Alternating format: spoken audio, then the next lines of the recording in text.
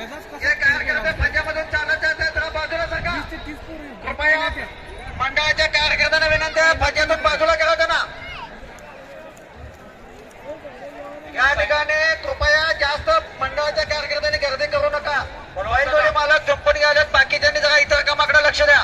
बळवंत दादा साईड लावा, ते सेन्सर करणं सगळेजण साईड लावा, जरा सेन्सर. चव्हाटा प्रशांत बेकिन गेले.